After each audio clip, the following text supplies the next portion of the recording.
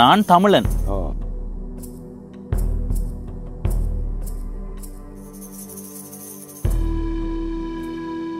வணக்கம் நண்பர்களே, நான் உங்கள் நண்பன் தர்சனாமூர்த்தி பவனேசன். திருகோணமலை மாவட்டத்தில் இருக்கிற நிலாவளி என்ற ஊரை உங்களுக்கு காணொளியில் தந்து கொண்டிருக்கிறேன். ஒரு சின்ன ஊர் இல்லை, இது ஒரு பெரிய ஊர். அதுக்குள்ளேயே சின்ன சின்ன குட்டி குட்டி ஊர் இருக்குது. இன்றைய நாளில் இந்த காணொளியில் நிலாவளியினுடைய நிறைவான பகுதியை உங்களுக்கு காட்ட போகிறேன்.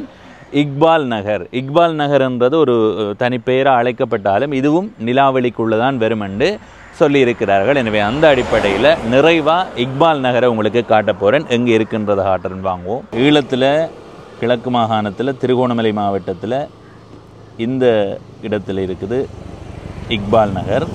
இந்த முனை இருக்குல்ல, இதில் இருந்து இவ்வளவுமே நிலாவளி தான்.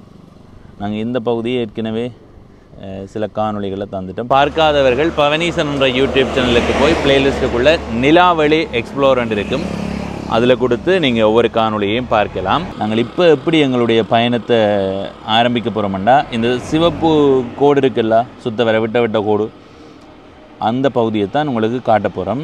இந்த பகுதியை பாருங்க. இதில் எதுவுமே பார்க்குறதுக்கு இல்லை. இது ஒரு வயல் நிலம் மாதிரி. இப்போ இந்த பச்சையாக இருந்தால் வயல் நிலமாக இருக்கும், இல்லைன்னா தரவை பகுதியாக இருக்கும். ஆக இதுக்குள்ளே நாங்கள் இந்த மாதிரி வீதியால் போனால் கூட ஒரே காட்சியை தான் பார்க்க போகிறோம். இப்போ என்ன செய்ய போகிறோம்னா, இங்கே இருந்து பிரதான வீதி ஊடாக வலப்பக்கத்தை பார்த்து கொண்டு போய் வரும்போது இடப்பக்கத்தை பார்த்து கொண்டு வந்து திரும்ப இதுக்கு இருக்கிற குறுக்கு வீதிகள் ஊடாக பயணம் செய்து போய் இந்த இடத்துல எங்களுடைய காணொளியை நிறைவு செய்ய போகிறோம். சரியா? எங்களுடைய பயணத்தை தொடங்குவோம். இதுவரை பவனீசன் என்ற இந்த யூடியூப் சேனலை சப்ஸ்கிரைப் செய்யாதவர்கள் சப்ஸ்கிரைப் செய்து பக்கத்தில் இருக்கிற மணிபொத்தன் பெல் ஐக்கானை அழுத்தி இணைந்திருங்கள். அப்போ தான் நான் போடுற ஒவ்வொரு காணொளியும் உங்களை சேரும். வாங்கோ, பயணத்தை ஆரம்பிப்போம். இந்த இடத்துல இக்பால் நகர் ஆரம்பமாகையில் நான் இக்பால் நகர் ஆரம்பமாகிற இடத்துல போய் இந்த பயணத்தை தொடங்குறேன்.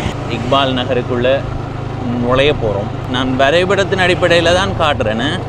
ஏதாவது தவறு இருந்தால் கீழே எழுதி விடுங்க. தம்பி, இது இக்பால் நகருக்குள்ளே வராது, தம்பி இது இக்பால் நகருக்குள்ளே தான் வரும், அந்த மாதிரி எழுதி விடுங்க. இவ்விடம் வேலூர்.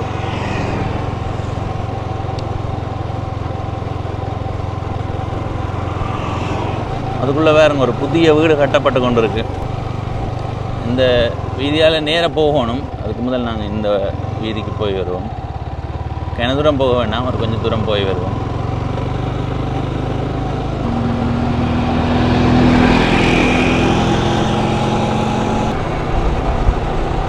பாருங்க, இந்த பக்கம் வெளியான பகுதி.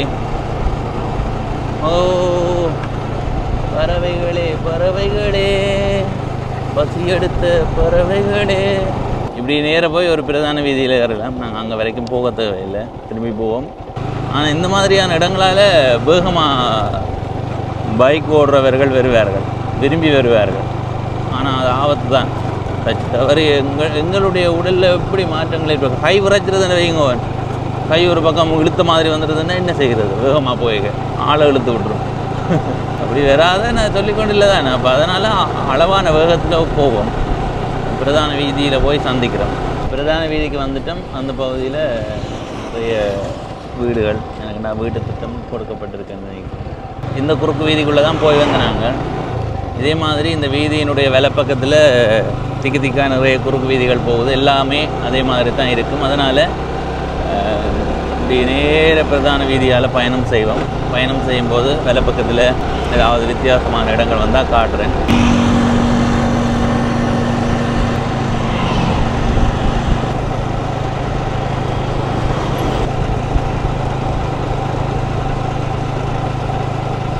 காவல் நிலையம் நிலாவளி. இதில் அவங்க போக வேண்டி வருமானு தான் நினைக்கிறேன்.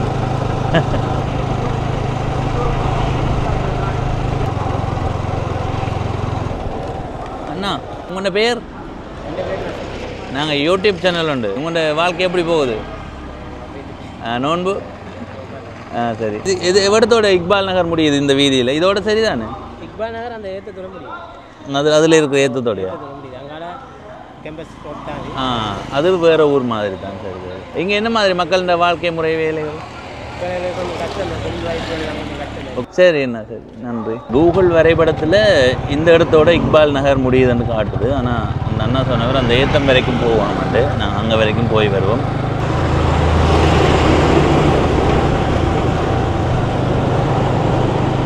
இதில் கொஞ்சம் தூரம் போய் வருவோம். அந்த கடையினுடைய பெயர் பலகையை பார்ப்போம், அது என்ன மாதிரி வருதுண்டு.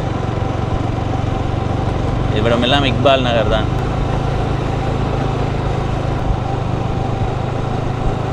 இந்த பகுதியோட இதில் ஒரு வளைவு இருக்குல்ல, இதோட இக்பால் நகர் முடியுது.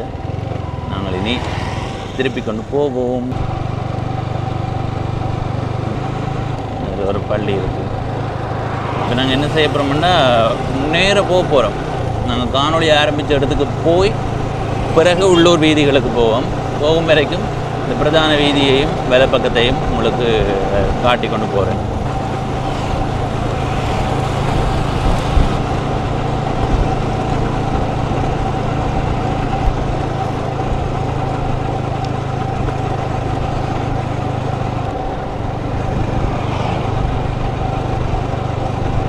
நிறைய கடை தொகுதிகள்.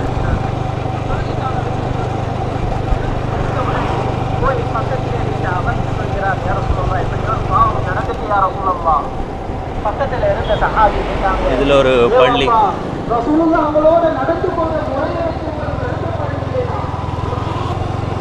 பொது நூலகம், இக்பால் நகர். புதிய புதிய கட்டடங்கள் அப்படி இப்படி என்று வந்து கொண்டு இருக்குது.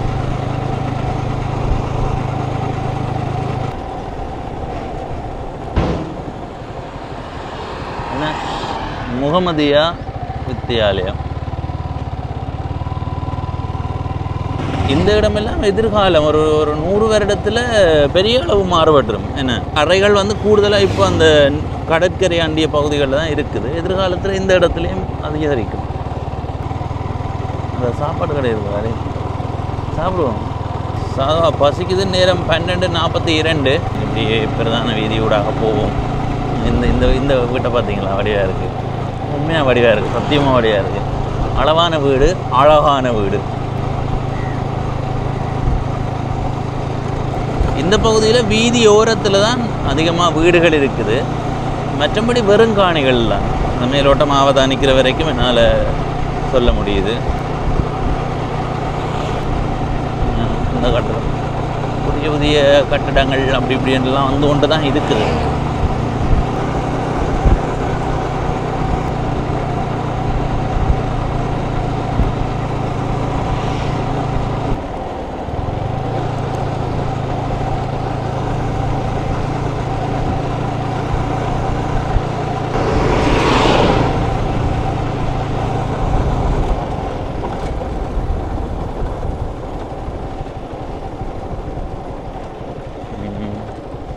சரி, இப்போ இல்லை வேலை பக்கம் போகிற வீதிக்கு போகும்.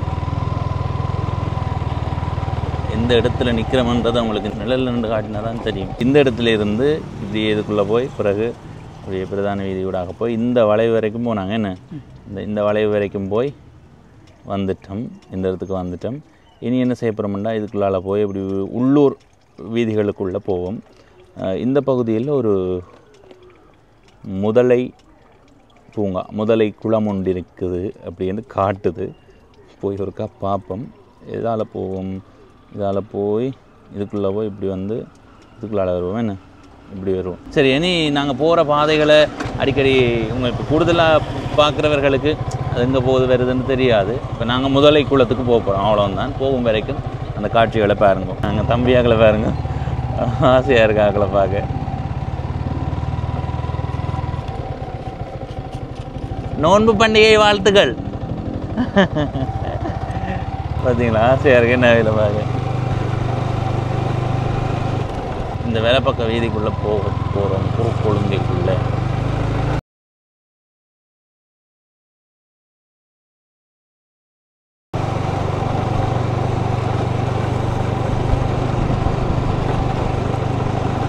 இதால் தான் போக சொல்லி காட்டுது. இங்கே பாப்பம்.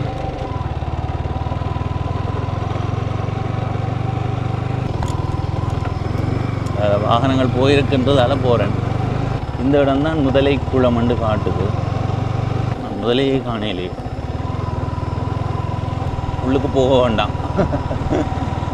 முதலை இருக்கிற இடம் கூகுள் வரைபடத்தில் காட்டப்பட்ட இடத்துக்கு போவோம். என்ன இருக்குதான்னு பார்ப்போம். சரி, வந்துட்டோம். இடத்துல தான்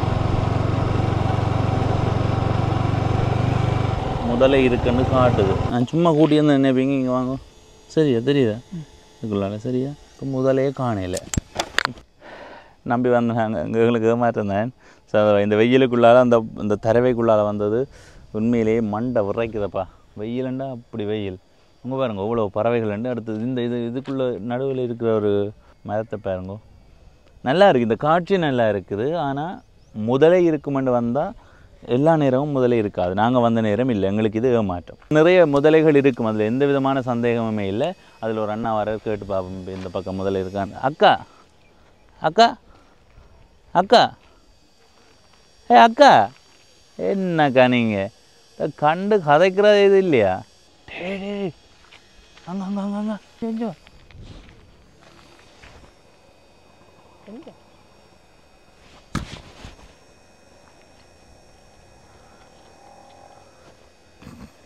உங்களுக்கு எப்படி ஏமாற்றமாக இருக்குது? அதே மாதிரி தான் எங்களுக்கு வந்த உடனே முதலே தேடினாங்க, காணையில். அது அங்கே தான் இருக்குன்னு காட்டினான். இப்போ அங்கே என்ன மக்கள் எதிர்பார்த்துருப்பீங்க, ஓ முதல்ல நிற்குது அங்கே. அதே மாதிரி தான் இதை பார்த்து இங்கே வந்துடுறாங்க காணையில். தயவு செய்து இதில் ஒரு பெயர் பலகை ஒன்று போட்டு விடுங்கோ. முதலை சில வேளைகளில் காட்சி அளிக்கும். அது யாராவது நின்றா கேட்போம், இதை பார்த்து கொண்டு வா, சில இது நிற்குமாடா.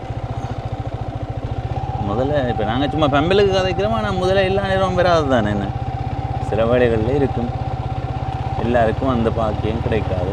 இந்த பக்கைக்கு உள்ளுக்கு படுத்திருப்பார், நித்திரியாக போயிருக்கும்.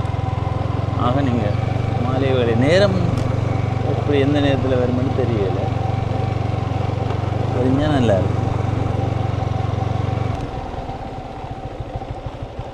இல்லை எந்த தெப்பத்திலெல்லாம் போய் வாரார்கள் முடியாது.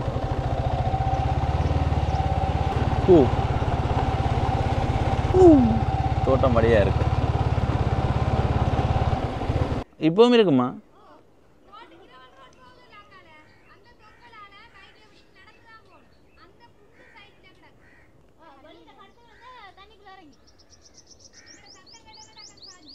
எங்களை கிடைக்காது தானே.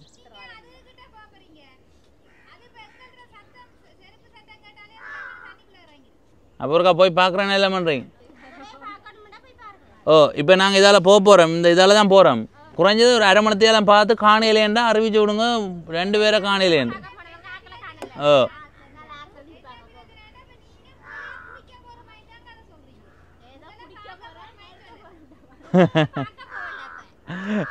சரியக்கா சரி. நாங்கள் இங்கே வரைக்கும் வந்து பார்க்காம போக முடியாது. அதுக்கு போய் பார்ப்போம், அந்த பக்கம் போவோம். நான் அந்த கூகுள் வரைபடத்தில் காட்டப்பட்ட இடத்துக்கு வந்தேன். வருத்தடியே இல்லை, அந்த ஓரமாக போய் பார்ப்போம்.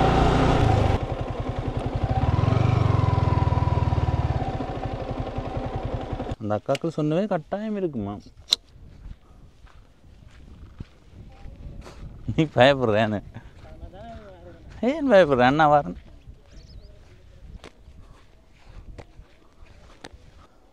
அந்த பக்கம் மாதிரியாடா?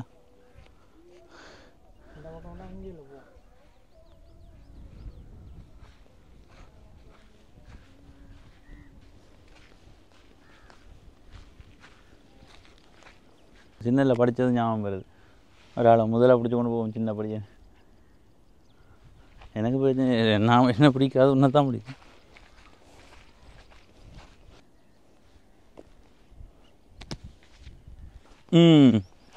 ஒரு நிமிஷம். இங்கே நிறைய தடயங்கள் இருக்குது. இங்கே பாருங்கள், இந்த எலும்பு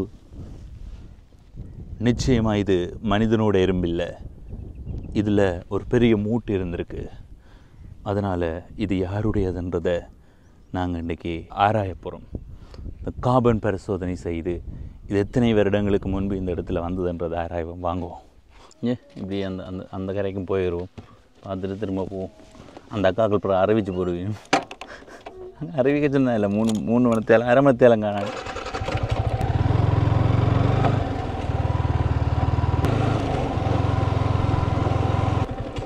அழகான ஒன்று கூட இல்லையாடா.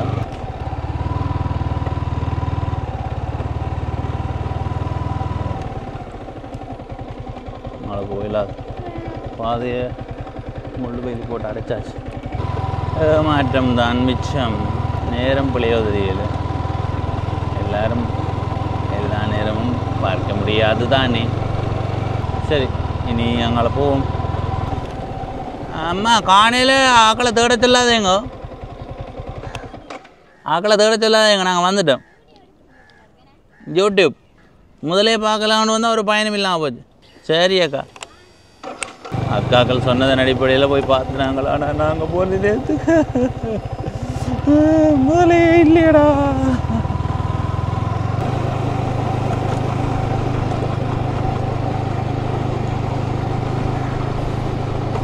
ஒரு பள்ளி இருக்கு. ஓ, கடற்கரை. கடல் மண்டுகள் ஏதேதோ இருக்கும். கடற்கரை. சரி ஓ,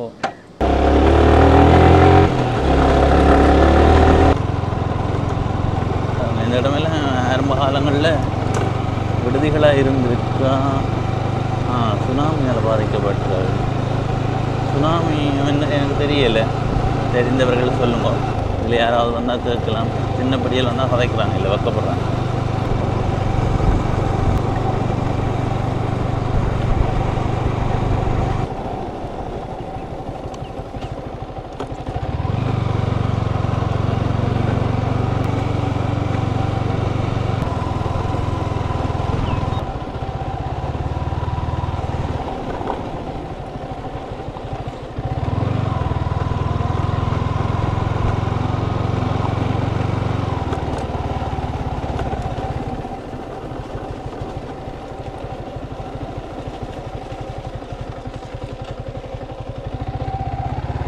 குளம் இருக்குது. இங்கே பாருங்க வீதி. ஷப்பா, என்னடா செய்யுதுன்னு தெரியாமல் இருக்கிறாங்க நாட்டை.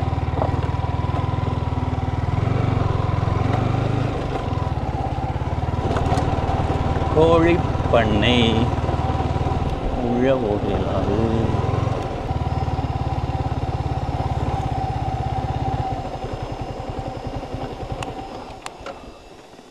ஐயா கதைக்கலாமா? நாங்கள் ஒரு யூடியூப் சேனல் உங்களோட இடத்தை பற்றி பார்க்க வந்தோம். நாங்கள் யாழ்ப்பாணம். வணக்கம் ஐயா. உன்னோட பேர்? தாகா. எப்படி போகுது வாழ்க்கை? உங்களோட வீடு? வீடு வாசல் அங்கே நிலாவளி இருந்து நான். இதே இடம் இது? இது தாமரகுளம் இக்பால் நகரை சேர்ந்ததான்.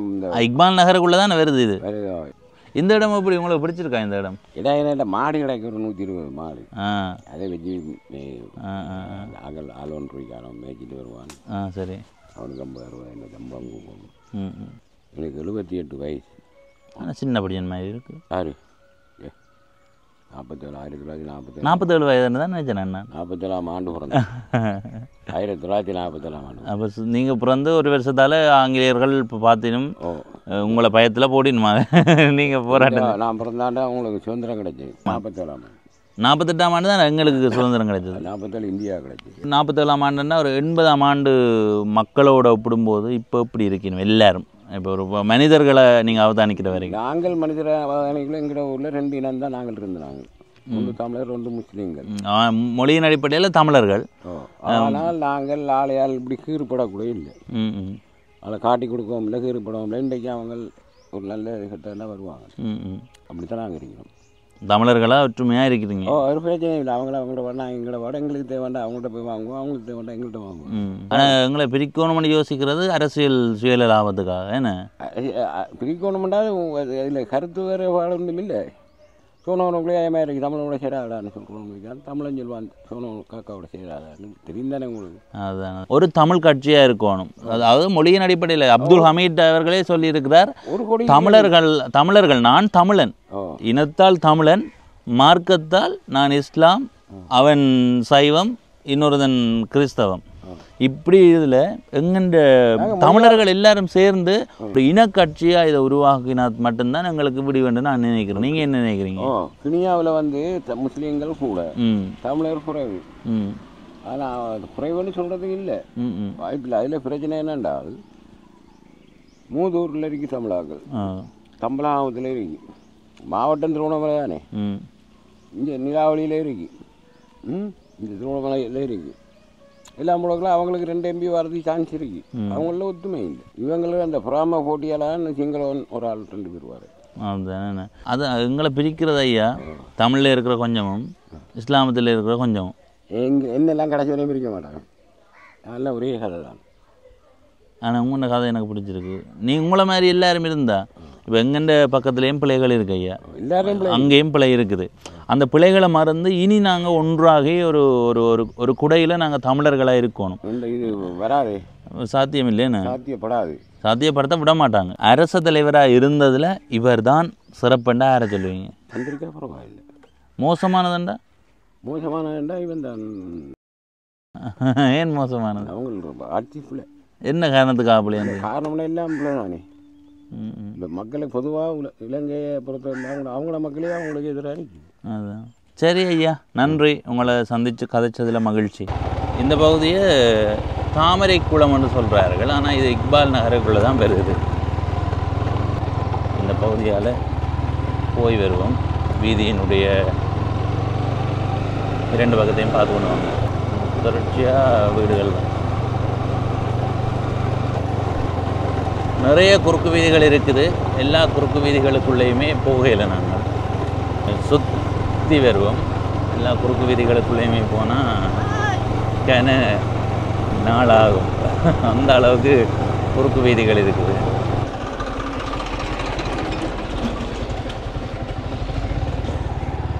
இதில் இதுக்கு அது ஒரு சைவ கோயில் ஒன்று இருக்குது. சித்தூர் கிழக்கு சித்தி விநாயகர் கோயில். மாடு மாடு ஓடு ஓடு, கொம்பால் குத்தி விட்டால் பாருங்க இந்த மாட்டு கொம்பு.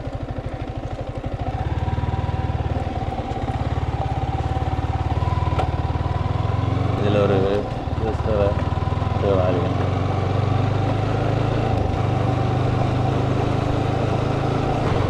தொடர்ச்சியாக வீடுகள் தான்.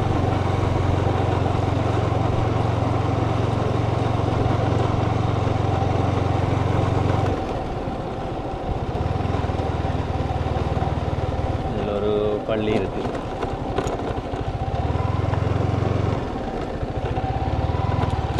நாங்கள் இப்போ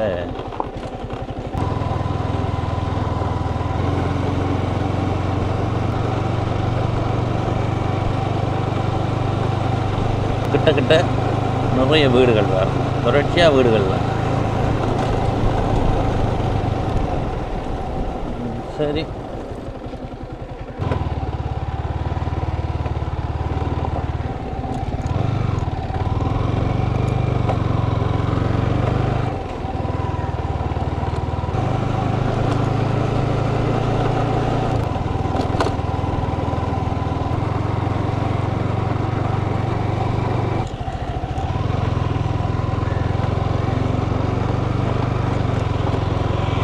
சரி, பிரதான வீதிக்கு வந்துட்டோம்.